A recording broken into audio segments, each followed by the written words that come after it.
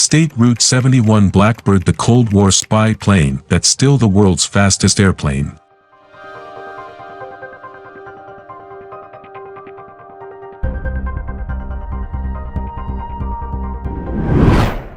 During the Cold War, this plane could fly higher and faster than any other, and 55 years after its first flight, it still does. The Lockheed State Route 71, designed in secrecy in the late 1950s, was able to cruise near the edge of space and outfly a missile. To this day, it holds the records for the highest altitude in horizontal flight and the fastest speed for a non-rocket-powered aircraft. It was part of a family of spy planes built to venture into enemy territory without being shot down or even detected, in a time before satellites and drones. The black paint job, designed to dissipate heat, earned it the nickname Blackbird, and paired with the sleek lines of the long fuselage, made the plane look unlike anything that had come before, design that hasn't lost any of its brilliance. It still looks like something from the future, even though it was designed back in the 1950s, Peter Merlin, an aviation historian and author of Design and Development of the Blackbird, said in a phone interview. Because of the way the fuselage bends and the wing curves and twists, it looks more organic than mechanical. Most conventional airplanes look like someone built them, this one almost looks like it was grown.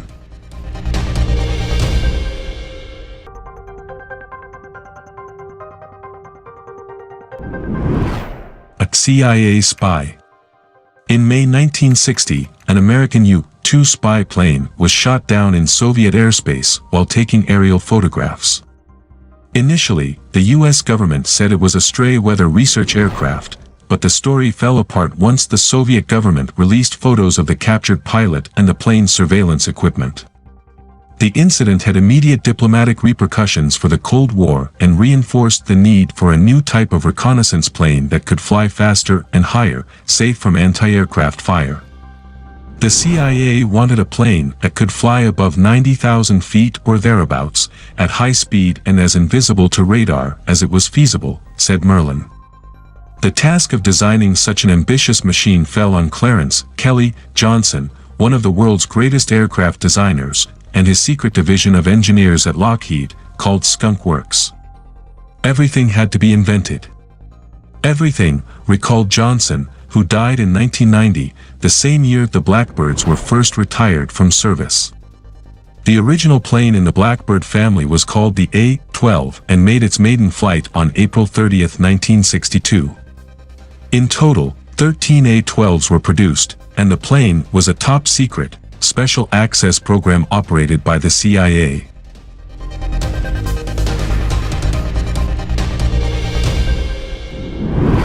Titanium skin. Because the aircraft was designed to fly faster than 2,000 miles per hour, friction with the surrounding atmosphere would heat up the fuselage to a point that would melt a conventional airframe. The plane was therefore made of titanium, a metal that was able to withstand high temperatures while also being lighter than steel. Using titanium presented other problems, however. First, a whole new set of tools also made of titanium had to be fabricated because regular steel ones shattered the brittle titanium on contact. Second, sourcing the metal itself proved tricky. The USSR was, at the time, the greatest supplier of titanium in the world. The US government had to purchase a lot of that, probably using bogus companies, said Merlin. The initial aircraft were flown completely unpainted, showing a silver titanium skin. They were first painted black in 1964, after the realization that black paint, which efficiently absorbs and emits heat, would help lower the temperature of the entire airframe. The Blackbird was born.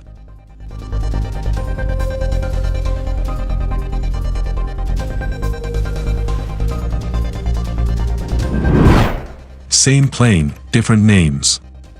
The A-12 was soon evolved into a variant that was designed as an interceptor, a type of fighter aircraft rather than a surveillance plane. Effectively, this meant adding air-to-air missiles and a second cockpit for a crew member to operate the necessary radar equipment. This new plane, which looked identical to the A-12 except for the nose, was called the YF-12. While the YF-12 remained top secret. The existence of the YF-12 was revealed by President Lyndon Johnson in 1964, and 3 of them were built and operated by the U.S. Air Force. A third variant was produced around this time, called the M-21, which had a pylon on its back for mounting and launching one of the first unmanned drones. 2 were built, but the program was halted in 1966 after a drone collided with its mothership, killing one of the pilots. The final derivative of the A-12, with a twin cockpit and larger fuel capacity, was called the State Route 71 for strategic reconnaissance and first flew on December 22, 1964.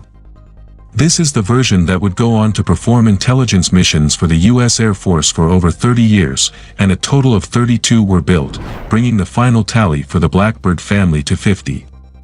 Stealth before stealth.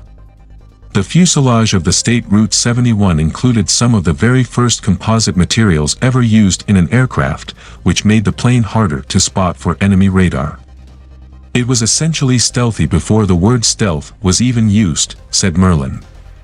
Flying at a higher altitude than anti-aircraft fire could reach, faster than a missile, and barely visible to radar, the Blackbird could enter hostile airspace practically undisturbed. The idea was that by the time the enemy detected it and fired their missile, it was already on its way out, Merlin explained. But this was before we had real-time data links, so they were taking pictures on film and bringing the film back to base to be processed and studied. As a result, no Blackbird was ever shot down by enemy fire. However, its reliability was an issue, and 12 out of 32 were lost to accidents. It was also a complicated plane to operate and fly. It took an army of people to prepare the aircraft.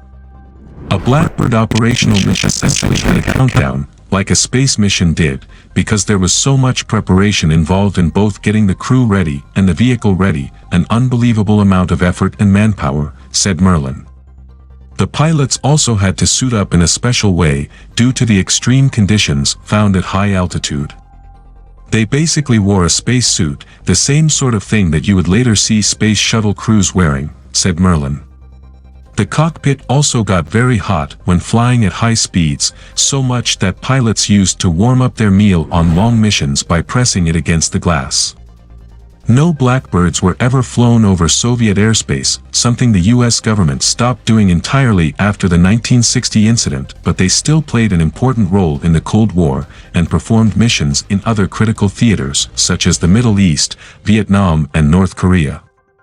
In 1976, the State Route 71 set the records it still holds, flying at a sustained altitude of 85,069 feet and reaching a top speed of 2,193.2 miles per hour, or Mach 3.3.